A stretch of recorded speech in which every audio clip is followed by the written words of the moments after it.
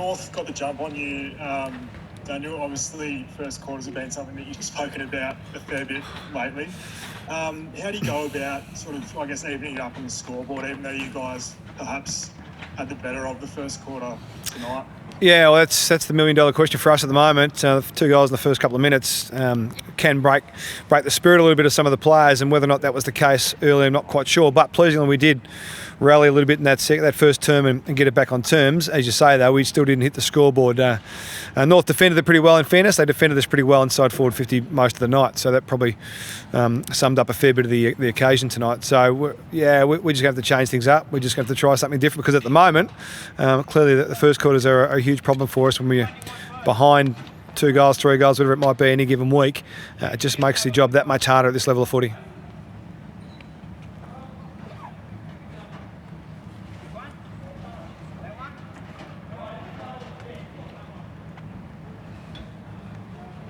Anyone hear that?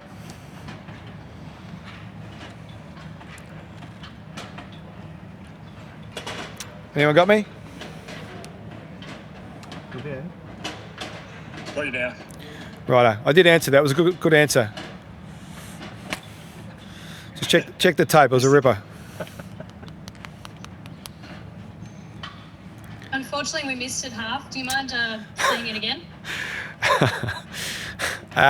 It's a $1 million question, being able to answer the first quarter problem for us. It's clearly a factor. 2 goals in the first 3 minutes probably gets your team on the back foot a bit, get on their heels a little bit.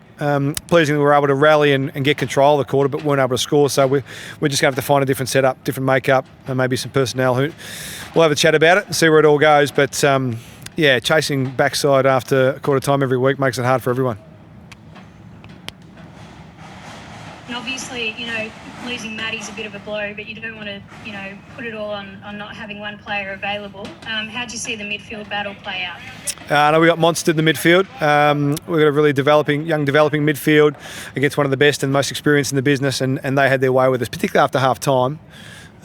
So we just weren't able to set up properly, and we got a bit of the deer in the headlights a little bit a couple of times as well, and they just did what they wanted, certainly through the front of the contest a lot, which was annoying.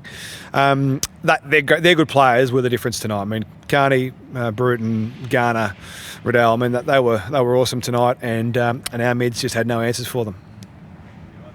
How much do your young midfielders, players like Hill, take away from playing against mids like Garner and Carney? Well, hopefully they take heaps away from it. It's the best way to learn is to play against the best players in the competition. So when we review all this and we have a chat to them about what they did learn, I hope there's a fair bit in the book. They took a lot of notes, mental notes, and they can put it down into paper, because, I mean, that's part of the process of learning, is to be up against the best and find out what they do and why they're the best. And certainly we got a lesson in that tonight from the Kangas mids. How's Katie Loynes tracking? Is she a chance to return next week? Yeah, I'd like to think so. With Loynesy, you want to make sure that she's cherry ripe. The way she plays, she's so combative and such a powerful beast that anything that's not quite right could go dramatically wrong. So we just need to make sure that she's 100% ready to get out there and do her thing.